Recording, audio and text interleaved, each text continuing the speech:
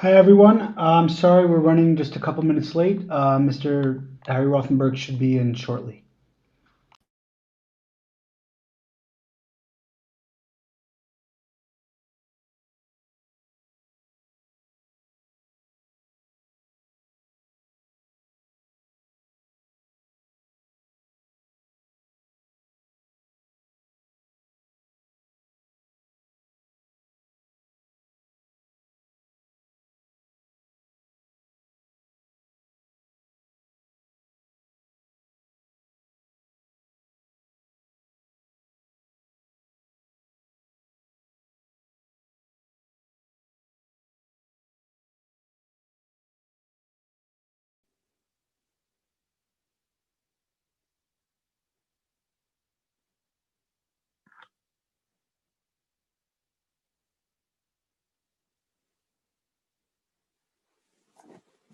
Hello. Hi, Harry. We're live. Everyone's here. Okay. You want to talk about how we're going to do this? Since you're the host. Sure. Hi, everyone. My name is Avi Kaufman. What we're going to do today, first of all, I know there are those of you on our SMAF's website, those of you on Tour Anytime, and some of you in Zoom. Questions can only be taken in Zoom. There's a link on our SMAF's website, or I'll just read out the meeting ID is 9311 9148362. Well, And Avi, read that again a little slower so people sure. can hear on Nine this. three one one nine 9148362.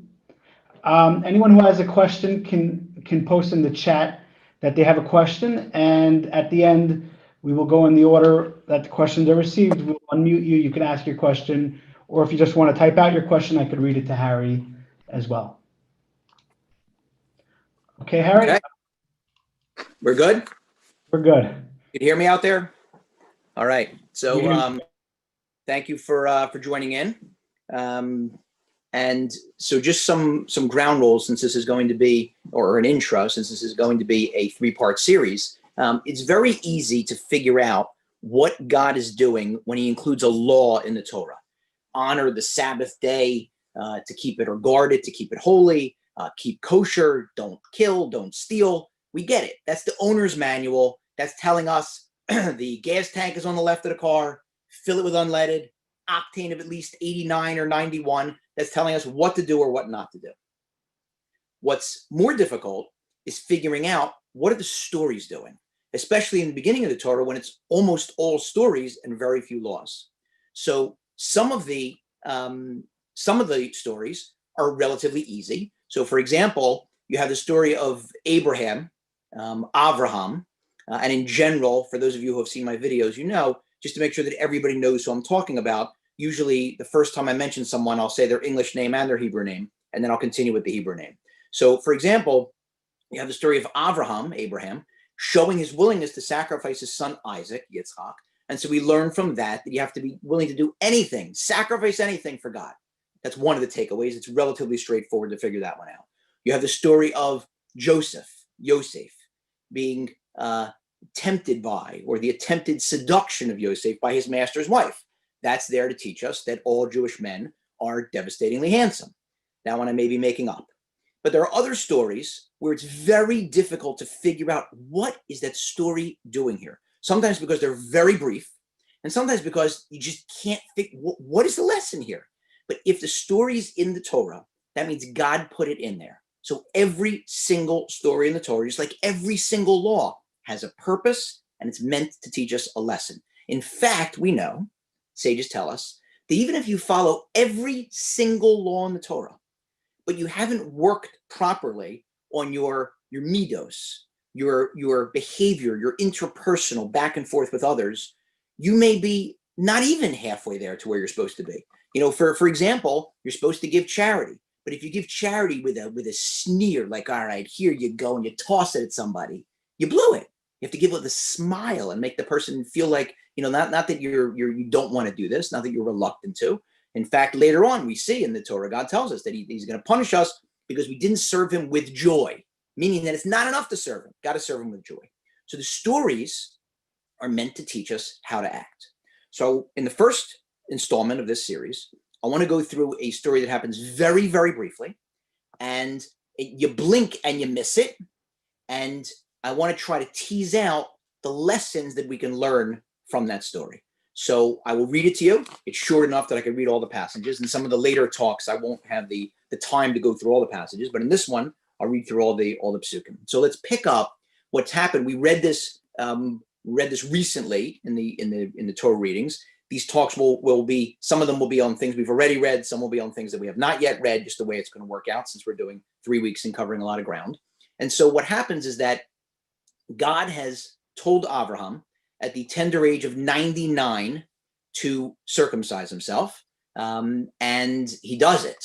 And most of us at any age, let alone at 99, would be in bed for the next several days howling in pain. Instead, since this is honest Abe himself, Avraham, the ultimate Baal Chesed, the paragon of kindness, he is, while healing, the day after, he's outside his tent looking for guests.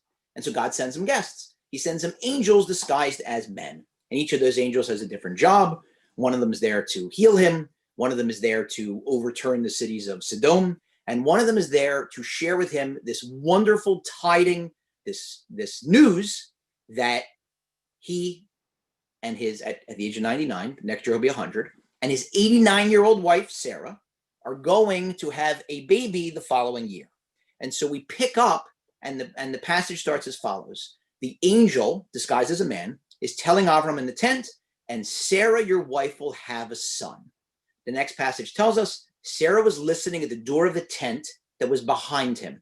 She's not eavesdropping. Avraham had asked her, do me a favor, I have these guests, can you bring in some food? So she's going back and forth, bringing in the food, and she happens to overhear this fellow, seemingly some Arab visitor, telling her husband that he, at the age of 100 next year, and she, at the age of 90 next year, are going to have a son. So the Torah then tells us, Avraham and Sarah were old, well on in years. Sarah no longer had the way of women. The commentators explain, this is a euphemistic way of telling us that anatomically, biologically, it is impossible for her. She is long past childbearing age and ability. She cannot have a child. That's just a stated fact. The next passage. Sarah laughed to herself, saying, now that I am worn out, shall I have the pleasure of a son, my husband also being an old man?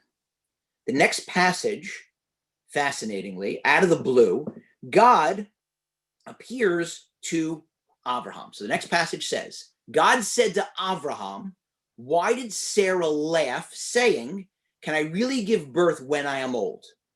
And this is the only departure I'm going to make from the text because it's important. There was a rabbi named Rabbi Shlomo Yitzchaki. We know him by his acronym Rashi.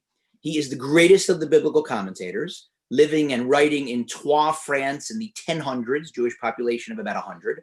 And in his masterpiece, his commentary on the Torah, he says, notice that she had said, how am I going to have the pleasure of a son when I'm old and my husband's also old? But when God quoted her, all he quoted was the part about her saying that she's old. He didn't quote the part that she said that he's old. So Rashi says that what happened is that the Torah altered her statement for the sake of peace. Didn't want to insult her husband. So he's just quoting the first half, not the second half. As a lawyer, I'm used to, for depositions and at trials, and we all know these phrases, when a witness gets sworn in, they have to swear or affirm that they are going to tell the truth, the whole truth, and nothing but the truth. So this shows us why that's important. What do you mean the whole truth? If you're telling the truth, why not the whole truth? And so the answer is that God here is not telling the whole truth. He's got a reason. He wants to limit it. He doesn't want to tell the whole truth because he doesn't want to make a bigger fight. Okay, next passage. I'm back now in the passages. This is God continuing his speech to Avraham. Is anything too far removed from God? At the appointed time, I will return to you at this time of life, and Sarah will have a son. Next passage. This is it. This is the whole story. It's going to end here. Sarah denied it, saying, I did not laugh. because she was afraid. And he said, Avraham, according to most commentators, responds to her, not so, for you did laugh. So now let's go through. Let's tease out some of the lessons from this story, because it's such a quick story, we may miss them. So lesson number one is that when you are starting a fight between two people, maybe between a husband and wife, don't start a full-scale war. Just start like a little battle. Avraham, Hashem, God here is obviously starting a fight. You see right away, he squeals on Sarah. Avraham right away goes running over to her. They get into a whole, argument. But it could have been even worse. He could have quoted him that she also called you old. He doesn't do that because he doesn't want to start a full fight. So that's our first lesson. When you start a fight between two people, don't start a huge fight. Just start a smaller fight. Lesson number two. Generally, you can't lie. Midvar sheker tirchak, we're told later in the Torah, that you have to, not only can't you lie, you have to distance yourself from falsehood. But here we learn a beautiful lesson from the first of the matriarchs, Sarah. It's okay to lie if you're scared. It's right there in Torah. It says Sarah denied it, which is not true. We know that she laughed at herself because she was afraid. Lesson number three, if you're not taking notes, certainly the guys out there should start taking notes on this one. This is my favorite one. When you are in an argument, particularly an argument with your spouse, you get the last word in because you see Avraham, you go get him, big guy. She said she denies it because she's afraid. He says, no, you did laugh. There we go. It's written in the Torah. You get the last word in, and that's where the story ends. And obviously, I am joking about all three of these lessons because they are completely ridiculous. They're preposterous. And the reason that your spidey sense should be tingling, if you're a Spider-Man fan, Spider-Man's senses start tingling when there's something like, when he's about to get attacked or something strange is going on, your spidey sense should tingle because every actor here is acting exactly against type. God is starting a fight between a husband and wife. God, whose name is peace and who wants peace. What in the world is he doing? God, we understand. For whatever reason, you're upset because Sarah laughed. You're upset because she didn't believe in your power. Go talk to Sarah. Why are you speaking to Avraham? Why are you starting a fight between them? What is the purpose of squealing to him? In fact, we see later that when it comes time, when Sarah tells Avraham after Yitzchak is born, you have to throw my maidservant, your second wife Hagar, and her son that you had with her, Yishmael, out of the house. God says to her, listen to your wife. And the commentators say there, you know what this shows? That she was a greater prophetess than Abraham was a prophet. So if she's a prophetess, that means she's in tune, she's in touch with God. Speak to her directly. Number two, Sarah denies it because she's afraid. What's she afraid of? She's afraid of Avraham. We see later when she's got something to say to him, she tells him. He didn't want to kick his maidservant Hagar, who is also his wife, and his son out of the house. She's like, you have to send them out. So she doesn't have any issues when she wants to say something to her husband. She says it. All of a sudden, she's afraid. And the third one, as crazy as any, maybe the craziest, Avraham, the Mr. Baal Chesed, the guy who's sitting outside his tent the day after his bris, looking for guests. He's got to get the last word in an argument with his wife, and the Torah has to record that. What's going on? Okay, whatever, for whatever reason, he brought it to her attention. She denied it. Okay, like just leave it there. He's got to get that last word in. So that can't possibly be the reasons. But I think we have to try to figure out, like, what in the world is going on? What's going on? So one commentator suggests that maybe it wouldn't be modest since Sarah's a woman for God to appear to her. I don't know what the women or the men out there feel. To me, that just doesn't have resonance. She's a prophetess. God has spoken many times to women in history. And so I don't hear that one. So what I want to do is suggest a different answer, and you can tell me what you think. So here goes. I can't imagine that Sarah, the matriarch, Sarah, possibly thought that God was not capable of making a miracle.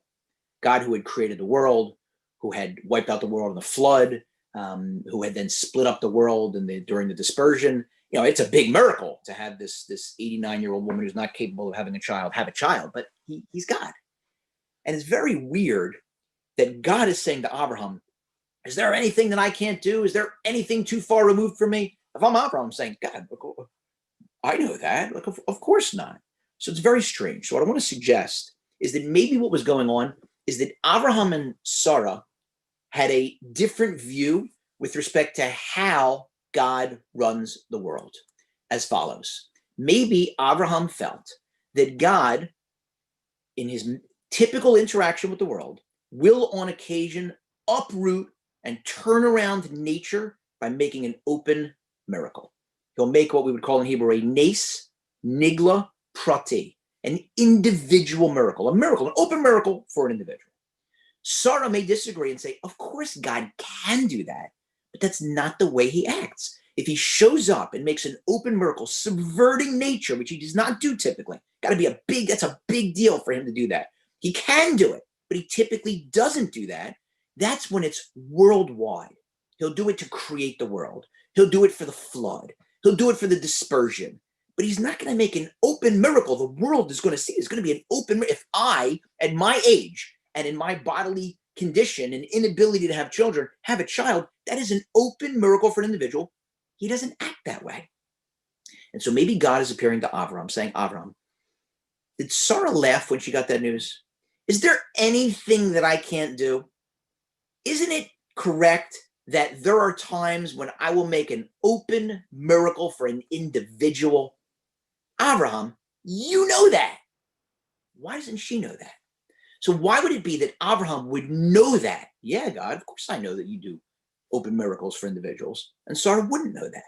And the answer is, Rashi tells us earlier, he quotes a medrash, it's not in the Torah, but it's in a medrash. Rashi tells us that when Avraham was younger, he was left in charge. He was young, left in charge of his father's business. His father was not only an idolater, his father was an idol salesman. He made and sold idols. So he goes out for the day. Abe, watch the idols while I'm gone. Comes back home, and all the idols are destroyed. They're in pieces on the floor. And he goes crazy. Avraham, what in the world what happened?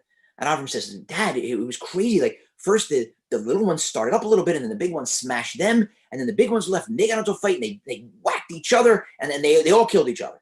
His father says, Avraham, what are you talking about? Idols don't have powers. They can't fight with each other.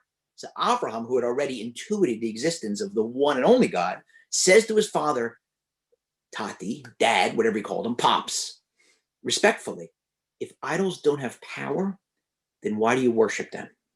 He says, all right, wise guy, let's go to the king.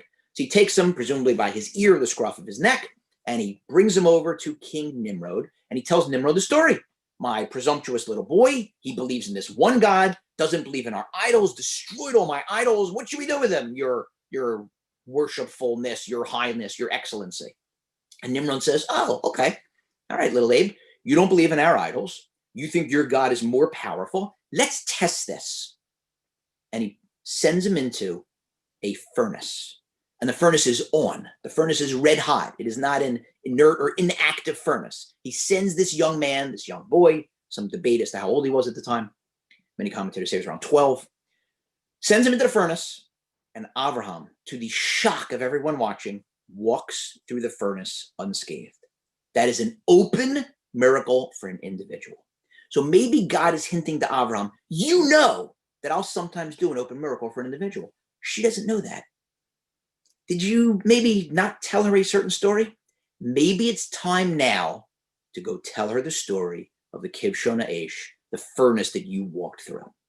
And so Avraham now walks over to Sarah.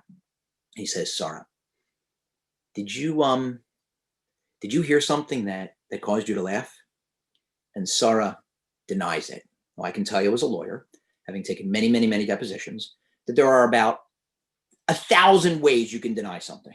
I don't remember the last time. I can think of maybe one or two times in my decades worth of lawyering, more than decades, where a defendant, I represent people who get injured in very serious and catastrophic injuries. One or two times I've had a defendant say, yes, it was my fault. It's always, no, it wasn't my, no, I didn't tell that to the police officer. No, I didn't speak to the police officer. No, that's not how it happened. Deny, deny, deny, deny. You can deny things 100,000 different ways. So maybe when Sarah denies it, it's a soft denial like this. Me? Laugh? And maybe the reason that she's denying it in that soft way is because she's afraid. What's she afraid of? We all know in friendships and certainly in marriage, there's certain areas, hopefully there aren't that many of them, but even in a marriage, there's certain areas that are no-fly zones. You just don't bring it up. It's too painful. Maybe it's a bad memory. Maybe it's something that you know annoys your spouse. Maybe it's something that you know they just don't ever like to talk about. Maybe it's something with which they're uncomfortable. You know, you're a husband, you're a wife. You know there's certain things you just don't bring it up. So maybe Sarah is denying it because she's afraid because, Avraham, don't do this to me. Don't do this to me, okay? Don't play games. You know that when I was 20, when I was 30, and I was 40, and I was 50, maybe 60, whatever age, when it was still possible, I davened and you davened. We prayed and prayed and prayed and prayed for a son. But we both know at this advanced age and in my condition, it's not possible. Don't play games with me. You know you can't bring this up. She's afraid. Is he actually suggesting this? And he responds, not because he's trying to get the last word in. This isn't a fight between husband and wife. This is maybe the most tender moment that we have in all of the Torah between a husband and wife. Maybe he says to her, you did laugh. I want you to sit down. I have a story to tell you. I'm going to tell you a story that I never told you before about how God did an open, individual miracle for me when I was younger. And he's going to do one for us. And next year, we are going to be holding a baby boy. And he has her sit down and he tells her the story so that she knows it's true. It's true. It's not a laughing matter. So you'll say, perhaps, which my oldest son told me the first time I told this over a number of years ago. He said, okay, so you expect us to believe that Sarah was married to Avraham all these years to Mr. Miracle, and she never knew the story, right? We share stories of the sages and stories of the Gedolim. We just lost two of our greatest leaders over the past weekend, and we keep hearing these incredibly beautiful stories about them. Like Avraham didn't share the story. I get it. He doesn't want to brag, but what's the brag? Like, just tell him the story. My goodness, God did this incredible miracle, saved my life. Why don't you ever hear the story? So let's take both sides of it, okay? I can assure you one thing. Nimrod, when this happened, this is before the internet. This is before even Al Jazeera. Nimrod, I'm sure, went to everybody there in the room saying, whatever you think you just saw, you didn't see it, okay? There's a phrase in Las Vegas. It goes as follows. It's whatever happens in Las Vegas stays in Las Vegas. They actually, a number of years ago, tried to make it even more aggressive. I don't think it really stuck. They tried to change it to whatever happens in Vegas didn't happen. Why? Because I guess whatever happens stays in Vegas. You know, you might still feel guilty about it. Whatever happens in Vegas didn't happen. You don't even need to feel it didn't happen. So I'm sure Nimrod said, whatever you think happened doesn't just stay here. It didn't happen. If I find anybody talking about this, I see an article about this, a blog, a tweet, a Facebook post, an email, a whisper, an innuendo, I will start by cutting off your fingers and then your toes, and I'll work my way up from there. So I'm confident she didn't hear it through anybody on the outside. So now let's talk about Avraham. Why didn't Avraham share this unbelievable story with her? He was saved through this miracle. And the answer maybe, I want to suggest, is that that's not the end of the story. The end of the story was this. Avraham had two brothers. One of his brothers, we see him, he lives on and has a lot of children, his idolatrous brother, Nahor. But Avraham had another brother whose name was Haran. And Haran wasn't sure who he's going to cast his lot in with. So he waits. Nimrod says to him, so Haran, you know, whose side are you on? He waits until Avraham goes through the furnace, comes out unscathed, and then he says, I believe in Abraham's God. And Nimrod says, okay, you're next, and sends him into the furnace. And he is incinerated alive.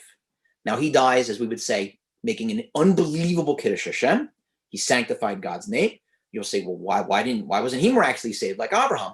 Perhaps because he wasn't at the same level. He waited. You know, he kind of hedged his bets. Avraham didn't wait before going in. Not that he had a choice, but he didn't wait. Maybe because of that hesitation, he's not quite on the level to merit this open miracle. But hey, can I say with confidence? Can anybody say with confidence, oh yeah, if I was there, I would have said it right away. Absolutely. I wouldn't have been waiting. I would have said, I believe in Abraham's God. I don't know. We might have also said, can I, give me a minute. Let me just, oh, yeah, he made it through okay. And even seeing him make it through okay, it's still a really big deal to still say, I believe in his God, knowing that you may be next. Very big deal. He dies sanctifying God's name.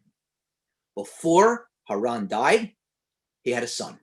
His son's name was Lot. He also had a daughter. His daughter's name was Sarah, Avraham's wife. So I can easily imagine, according to most commentators, Avraham's 12, which makes Sarah 2, which makes her too young to know what's going on, that Avraham may have told everybody in his household, don't tell her the story. I do not want her to hear the story about how I was saved miraculously and her father wasn't, just psychologically. It could be a difficult thing for her to hear. I'm not taking any chances of that.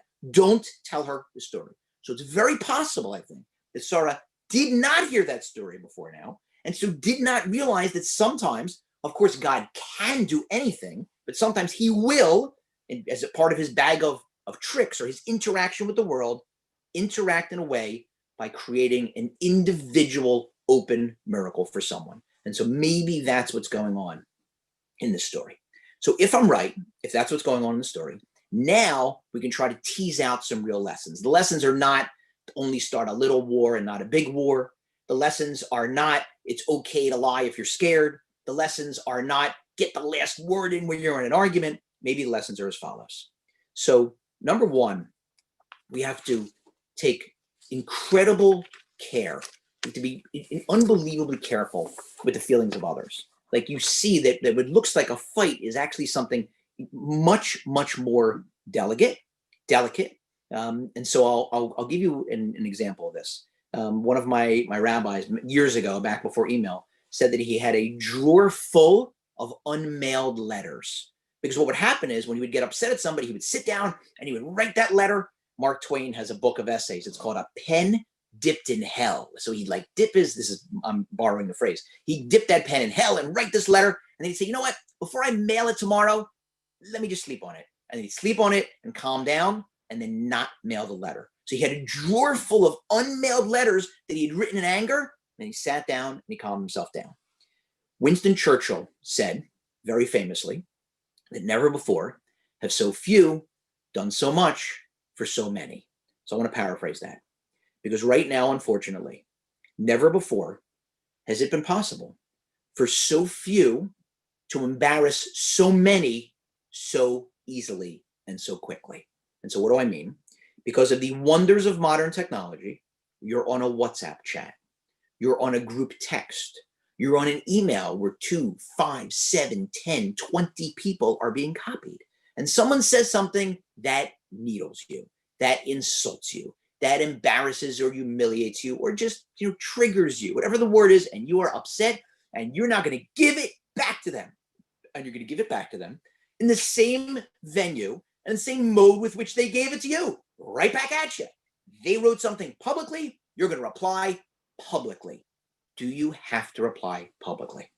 In an email, there's a difference between reply all, that goes to everybody, and reply, that just goes to the person who wrote it. In WhatsApp, you can hold on the message for an extra second, 1 second, and it'll give you the option, reply privately. You click that, first of all, wait, take those deep breaths, wait overnight, calm down, and now, after you've calmed down, reply privately. Hi, I just want to tell you that what you wrote was very hurtful. It was very insulting. I really would appreciate an apology. I'm giving you the benefit of the doubt, but I just wanted to let you know, it was outrageous. However you think it's appropriate to say that. Why do you have to respond publicly? So you'll say, because they said it to me publicly. Well, now there's a problem, because now you are taking revenge. That's another issue. And you're embarrassing somebody publicly. When the Torah says don't embarrass somebody publicly, it doesn't say don't embarrass someone publicly unless they did it first. If they did it first, then it's okay. Like in football, if somebody punches you, of course, the ref throws the flag, right? But if you punch them back, then he throws the flag on you also. There's no, he hit me first, so I get one shot in. You don't get a free shot. And so just take the extra time to reply to that person individually. You have to also consider the motives. When we do something wrong, and none of us glide through life. Nobody gets on I-95 from Maine to Florida, like with no traffic and no no tire issue or gas issue or oil issue or whatever. Like there's going to be some issue. So none of us get through life without ever stepping on someone's toes. Intentionally, unintentionally, hopefully never intentionally, but unintentionally, it happens. And when we do that, we have a list. Every one of us turns into a lawyer. Automatically, instantly, every one of us is a lawyer. Listen, I want to go through. You have to understand.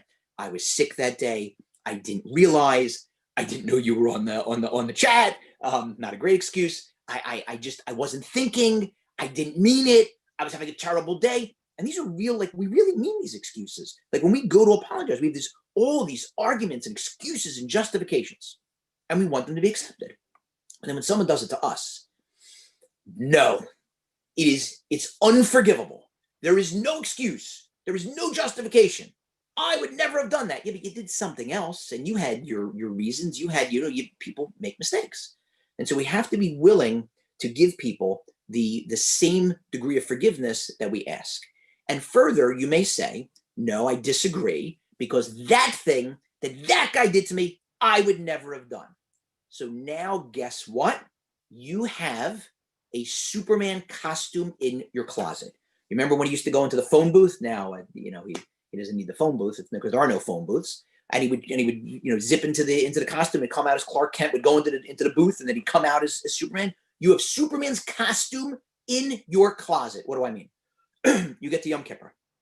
And Yom Kippur, right? Okay. The older I get, the more frustrating it is. It's like, my God, I mean, last year I promised it wasn't, I wasn't gonna, or I was gonna work on this and I didn't, or I was gonna stop that and I didn't. Okay. And we get forgiven. Okay. How powerful is it to say to God, when we're asking forgiveness, God, you know it's so-and-so, or you know what that so-and-so, don't use that language. You know it's so-and-so, Plony Almoni. You know what that guy, that woman did to me. And I never would have done that. And you know that in my mind, there is no justification. There is no excuse. And they tried their ridiculous apologies and they shed their crocodile tears and they didn't mean it. And I know they were insincere. And it's impossible for me to forgive them.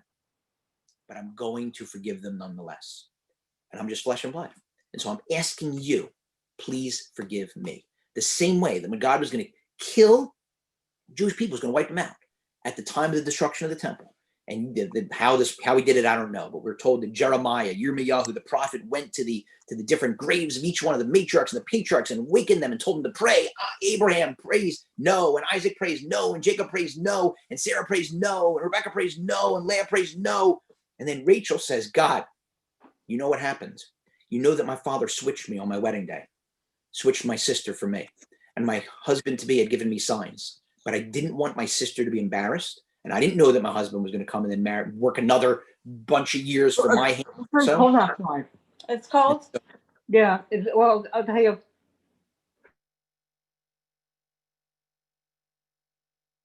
Yeah.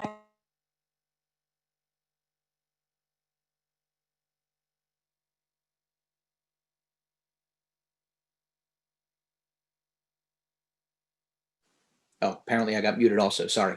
So what you're doing is in that instance, just like Rachel's prayer to God saying, I gave in and I gave the signs to my sister and let Yaakov, let Jacob marry her. So I am asking you, I'm forgiving this person as impossible as it is for me to do.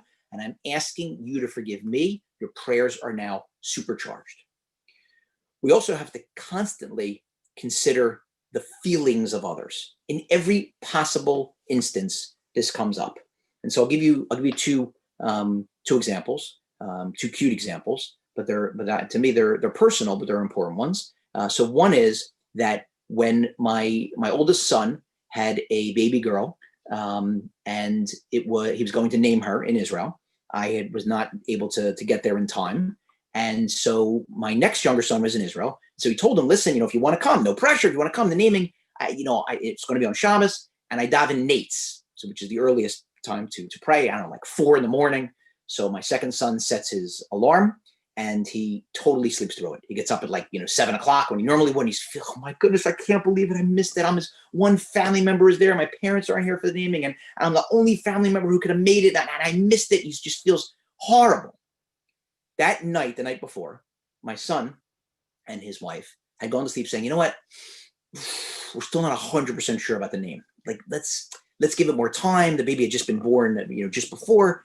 and so let's wait. We can name the baby on Monday. Okay. And so they decide not to name the baby. So now my oldest son is in the shul, and he says he's basically praying like this, like with his back to the room, because he knows that his younger brother's going to walk in at 4 a.m. He does not wake up that early to pray.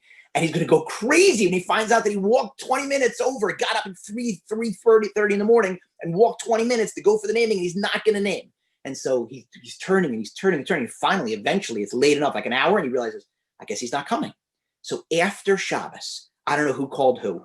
They are falling over the phone, okay? The one who didn't show, he's like, I'm so sorry, I overstepped. I feel so terrible. And the older one says, don't worry, we didn't name. He says, what do you mean? What do you mean you didn't name? You're supposed to name. He says, I know, but we weren't 100% sure of the name. And the young one says, oh my God, I would have killed you if I had gone over there. So, but each one so worried about, sensitive to the feelings of others. Here's another example. There's a very well-known rabbi. Hopefully you've all heard him speak. If you haven't, please go hear him. You have ample opportunities. His name is Rabbi Pesach Krohn. So Rabbi Krohn was in Passaic, where I live, and he was giving a talk on a Sunday morning a couple years ago. It was in connection with a parlor meeting. They were raising funds, so they brought him in as the speaker. And so I went to hear him, and he gave his usual fantastic talk. And at the very end, apropos of nothing, completely unrelated to his talk, he says, by the way, I know what today is. I know it's Super Sunday, so I know tonight is the Super Bowl. I just want to tell you, you don't have to waste any time watching tonight because the Patriots are going to win 57-3. And like my head snapped back. Like I reacted. So I went up to him afterwards and I introduced myself and I said, listen, the Patriots are playing the Eagles from Philadelphia. I'm from Philadelphia. That's my team. And so I told him my name. He said, oh, I know your father from Philadelphia. I said, yeah, I apologize for reacting, but I am an Eagles fan, I admit. 57-3. He said, well, look, I don't follow football so closely, but I heard the Patriots have Tom Brady and the best coach, and they win, every other year. And then the Eagles, I heard they have a backup quarterback. I mean, do you really think you're going to win? I said, look, you're right. Chances are, as an extreme underdog, it's unlikely for the Eagles to win, but 57-3. I mean, that's an annihilation. You couldn't have predicted 27-10. 34-14. I mean, 57-3. He says, yeah, I'm sorry. I said, I'm just kidding. It's fine. So we just, we're kibitzing. It was cute. He leaves. I leave. Later that night, lo and behold, that backup quarterback, Nick Foles, for the Eagles, win the Super Bowl. My Eagles. First time in my life, they win the Super Bowl. Unbelievable. The next morning, I get a text on my phone. Dear Harry, looks like I spoke too soon. Congratulations on the victory. And I apologize again if I insulted you. Pesach Krohn. I'm looking at my phone. I can't believe he went and tracked down my we didn't have each other's contact information. He tracked down my cell phone number to apologize because he may have hurt my feelings. He made a prediction. When I went up to him, I was kidding around. I wasn't really insulted, but maybe I was. He said, maybe, he was joking around. Maybe he was real. Maybe he's that big a fan that he actually got insulted at my prediction. I better apologize. He already apologized. I better apologize again just in case. And by the way, I wish him congratulations. It's a nice thing to do. His team won. That's how careful you have to be. And that's what Avraham, when he's going over to her, and that's how careful he is and how careful she is, that's how careful you have to be with the feelings of others. And now let's get to the big takeaway. The big takeaway is that God does miracles for individuals. Does miracles for every one of us. If we keep our eyes open, if we're attuned to them, we will see them everywhere. If we are determined not to see them, we will see them nowhere. But he's constantly doing miracles. And there are times when it's just, he'll sort of like, you play, now that I have grandchildren, my youngest kids are too old for me to do this, but the grandkids are certainly at the right age. There's nothing better than peekaboo, right? Every little kid loves that. And so every so often, God will play peekaboo with us. And he'll do something that's so astounding that sometimes the miracle is just in the timing. So for example, many years ago, I think it was the New York Times did a series, and they went through, they had archaeologists and they had scientists explaining how each one of the 10 plagues could have happened natural circumstances, meaning not a miracle, right? So somebody wrote a rejoinder, a rebuttal to this and said, let's say you're right. Let's say that the Jews got to the edge of the water with the Egyptian cavalry now chasing them, and they are in between a rock and a hard place. In front of them, drowning. Behind them, killed or back into slavery. And suddenly, through the natural means, the eastern wind that you described, it happens once every X number of years, the sea splits. And they go through. And then right when the last Jew gets through, that wind ends, and whammo, on the Egyptians, they'd all get killed. Might the miracle have been the timing? What are the chances that even if it was natural, it happened with that exquisite timing? The Jews arrive. No way forward, no way back. It opens. The last little yittle gets through, and then it comes back onto the Egyptians? Come on, okay? Sometimes the miracle is in the timing. So I'll share with you a story. I lead a trip to Israel once a year, not this year because of the virus.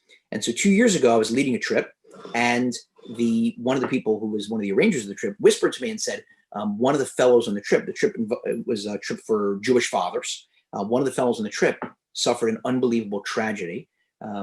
His son was killed earlier this year. It was an unspeakable tragedy. I don't want to go into the details. And it was very difficult for him. I tried to the extent that I could during the week to speak to him about it. When we went to the hotel, he told people that he put a note, he wrote a note and stuck it in the hotel saying, why? Why did this happen? My son, why? So Friday night, when we were eating our meal, an old friend of mine, Rabbi Levi Shem Tov, who runs the Chabad embassy in Washington, he's the ambassador. I say that lovingly. Chabad has a building on Embassy Row. And so he stopped in, and someone introduced him as one of the most well-connected people in Washington, and he waved, and then he left. And then this fellow came over to me and said, oh, wait, is that rabbi still here? And I said, no, he left. He said, I mentioned to you, I started this advocacy group to try to prevent these, what happened to my son. I'd love to meet him. You're going to see him again. I said, actually, we made up. He's making Sheva brachas. His son just got married. So come to me right after the meal. We'll run over on our way back to the hotel where we're going to be doing the Q&A with the guys. So he comes right over to me after the meal. We go to see Rabbi Shem Tov. All I want to do is walk in, introduce them, and walk out. That's it. But unfortunately, as we get there, they pull out 2 chairs for us. We sit down, and there's a woman who has just begun telling a story, and it's obvious to me it's never going to end. It's just going on and on. And not only that, it's the craziest Sheva Bracha story you could possibly imagine. She's talking about a soldier, and the soldier lost his arm, this Israeli soldier, and then he came back from the war, and this young boy with whom he was so close got killed. I'm looking at her like, lady, this is Sheva Brachas. What is this story? And then she says, and eventually the soldier came to the U.S., and they told him that you have to go see the Rebbe. The Rebbe will have answers to your questions. And so he shows up at the Rebbe, and the Rebbe talks about the loss of his arm, and the Rebbe says to him, but I know the real question that you want answered is, why did that boy die so young? And I can't believe this is happening. I'm sitting next to this fellow who lost his son and has been trying to get answers or some solace or comfort. I can't believe this. And so she says, the reason is that every person has a soul, and that soul is put down into a body to accomplish a purpose. And sometimes people accomplish that purpose early, and they're taken up, not through anything that they've done wrong. They're taken up because they accomplished the purpose down here.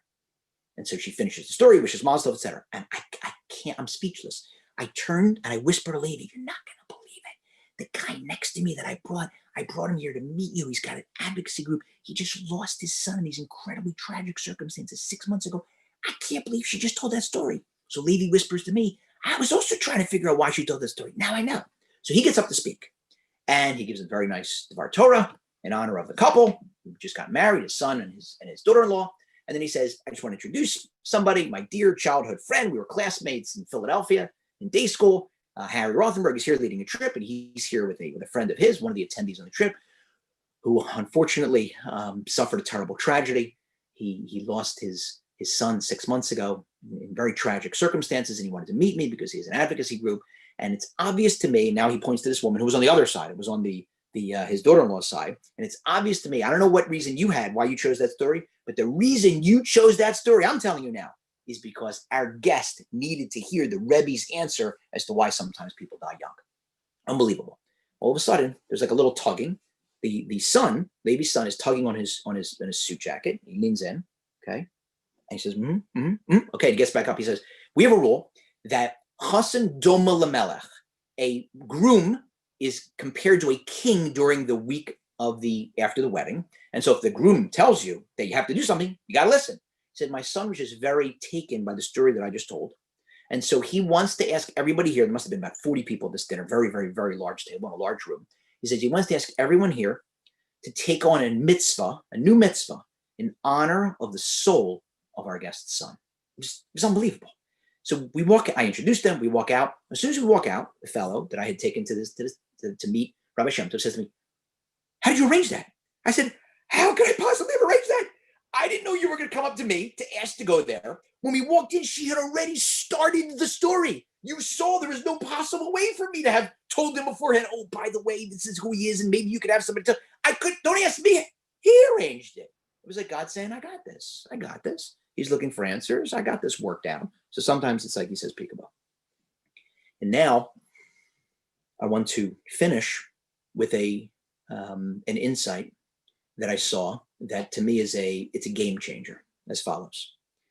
In the Torah, we have laws. We're going to see later in the Torah, the laws of Shemitah, the sabbatical year. And the way it works is that in Israel, the Jews are told that they're allowed or should plant and harvest for 6 years. And in the 7th year, they have to let the land lay fallow. No planting, no harvesting, got to let it lay fallow. It's the Shemitah year, every 7th year. Still today, still in effect. So you'll see you have to be very careful. If you're a wine drinker and you like Israeli wines, as I do, so there was a 2008 you had to be careful about, and then 2015 you had to be careful about, and in 2022 you got to be careful about that. Very tricky laws if you want to drink Shemitah wine. Ask your local Orthodox rabbi. So the Torah says as follows. God tells the Jewish people, he says, for when you get into the land, the promised land, for 6 years you should plant and harvest and eat until you're satisfied. And then on the 7th year, let the land lay fallow. And if you will ask, what will I eat during the 7th year? Don't worry. Because in the 6th year, I'm going to give you a triple blessing. You're going to have enough food for the 6th year and the 7th year and the 8th year. No worries. Great. So a great sage, Rabbi Elyashiv, asks the following question in one of his books. He says, when would the Jews have asked that question? What are we going to eat in the 7th year?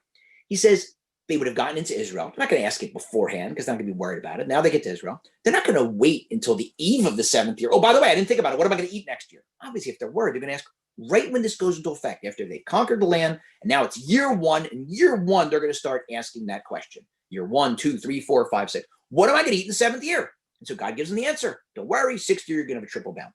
So what happens? During those first 6 years, the people who believe in God, they're going to eat, no problem, and then they're going to get the triple bounty.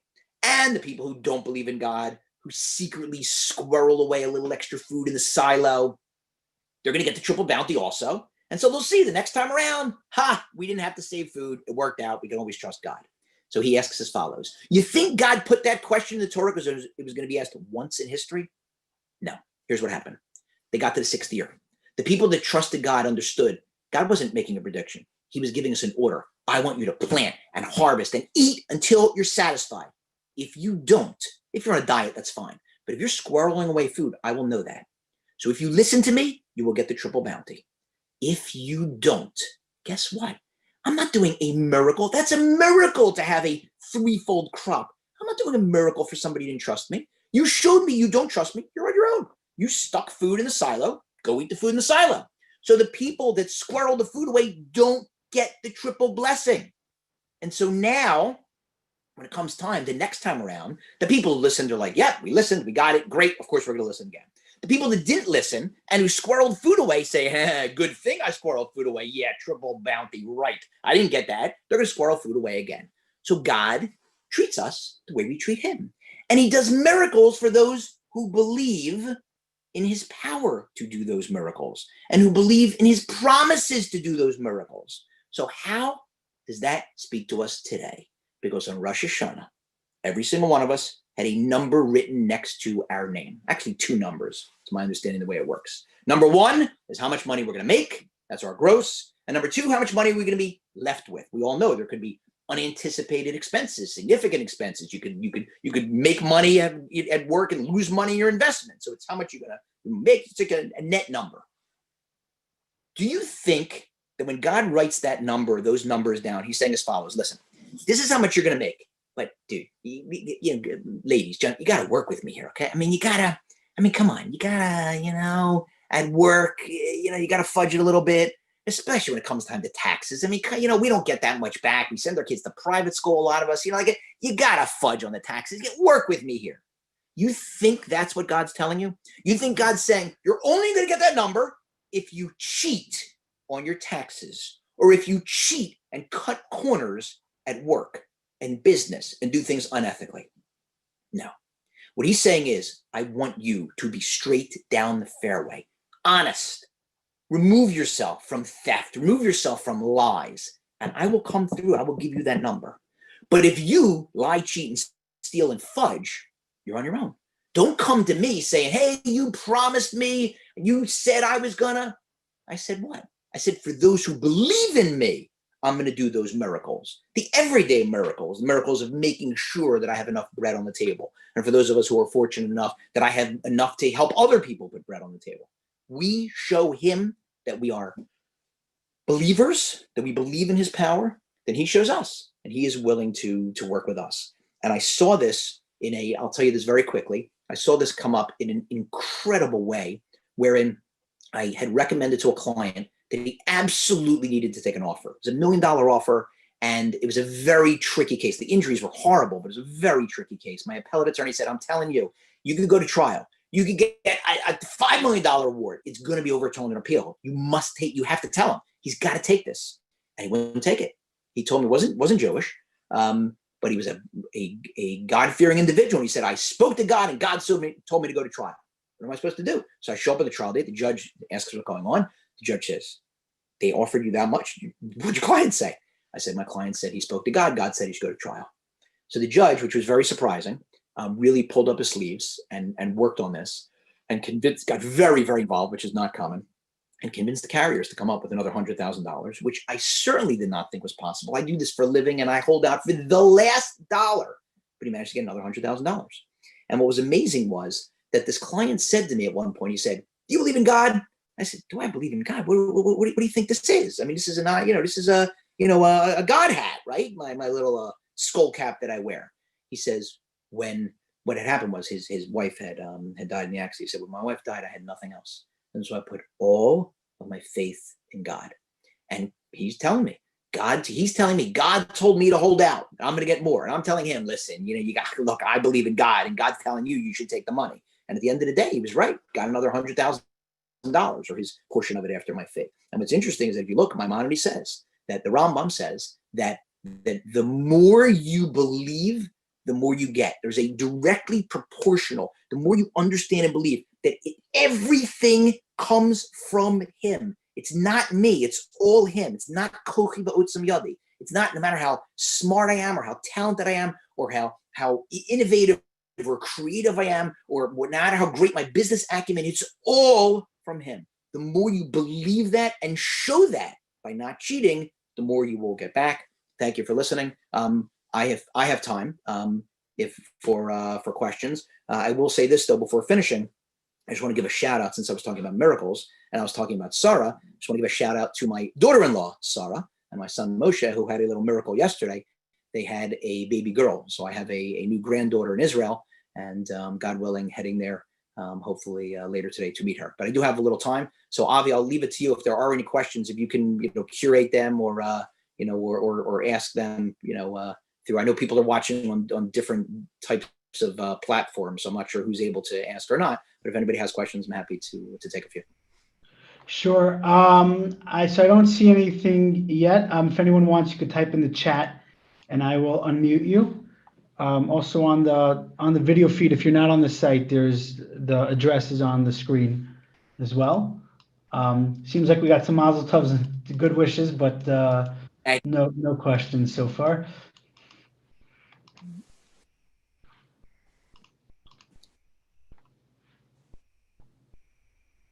Or you could wave if anybody wants to. If somebody doesn't want to type a question and you have one, just wave at Avi to the extent he sees you.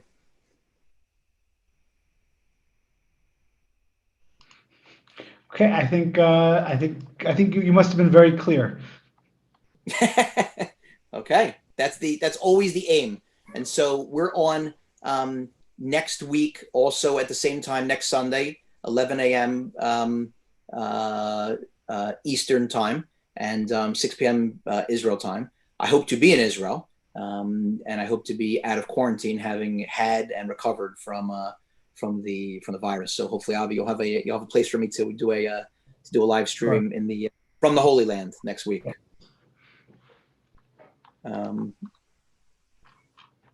Wait, did somebody write something? Someone wrote, being open to seeing miracles daily, open to gratitude. Gratitude is a plea to pleasure on Lazeh. When dealing with my students, I suggest that breaking down what is good into its component parts multiplies gratitude and therefore pleasure. I just read. So what they're saying, somebody's suggesting is it's a great idea to break down gratitude into its component parts, which is a fantastic idea. That's actually the answer for it during the Passover Seder when we say Dayenu. Some of the things sound really, really weird. Like, if you were taken out of Egypt and then, and that would be enough. Like, what do you mean that would be enough? And then we would have been killed. Or if you hadn't given us the Torah, it would have been enough. Like, what do you mean it would have been enough without the Torah? And the answer is, like, we're thanking God for each step along the way. And I once, I'll tell you the story. This is amazing to me. I was at a wedding, and my son, who at the time was, this a couple of years ago, so he was 17. A couple of his friends were there. I think maybe it was one of his rabbis was marrying off a child. And so my son said, "Dad, do me a favor. Could you have room? Can you take a couple of my friends and drive them back from I think we were driving from Lakewood to Passaic?" I said, "Sure." So I'm walking to the car, and I know what's coming next because I got three 17-year-old boys in my car, and you could literally, like, you could time it on your watch, like 30 seconds in. I turned on the car, and right away, one of them was like, "Mr. Rothenberg, what was the craziest case you ever had? What was the craziest injury? What was the most," like, because they're 17-year-old boys, so that's entertaining to them. So I talked through a couple of cases, probably mentioned ones with teenagers driving drunk, just to but as a by the way, give them a heads up to be careful about that, to be awfully careful about that. And then one of them said, "Can I ask you a question about Judaism?" I said, "Listen, I'm a lawyer. I'm not a rabbi." He says, No. I know you do. I saw it. I saw my parents watching. You do those videos once a week. Come on." I said, "Okay, fine. I'll do my best." Fire away. So he says, "I have a big problem." So what's the problem? He says, "Well, my rabbi told us that when you're saying your own Shemona Esrei, your own Amidah, you can add things in to various different prayers that are relevant. So, for example, if you're saying the prayer about health, you can add in names if people are sick. Or if you're saying the prayer about for wealth, you can add in maybe something you're working on." He says, "So what I do is when I get up to Modim, the Thanksgiving prayer, I add in and I thank God for all the different things." I said, "That's great. What's the problem?" He said, "Well, it takes me so long that by the time I finish, the Chazan he's well into his repetition. I missed the Kedusha section. So, like, what should I do? Should I shorten it?" So I said to them, "Look, if you don't mind my prying, I know you're saying thank you, that's beautiful, but why is it taking you that long?" He said, "Well, I go through everything." He says, I thank God for my grandparents, and I thank God for my parents, and I thank God for my brothers, and I thank God for my sisters, and I thank God for my uncles, and I thank God for my aunts, and I thank God for my cousins, and I thank God for my friends, and I thank God for my rabbis, and I thank God for my teachers." And I'm listening to this 17-year-old kid. This is unbelievable. Forget what answer I gave him. Not important. There's no answer that could possibly be as good as that question. And it was like a thunderclap. Like, here is this 17-year-old kid. It's not enough to just say thank you, like whoever just wrote that is pointing out. It's thank you for this, and thank you for that, and thank you for that. And the more you do that, you realize, you tease out all those individual miracles. Like I said, we just had a granddaughter yesterday. That's a miracle. Every birth is a miracle. And everything that happens to us, every dollar we earn is a miracle. The relationships that we're given are miracles. So if you keep your eyes open, you'll recognize them, see them, and hopefully we will all continue to benefit from them. So I think it's a great point.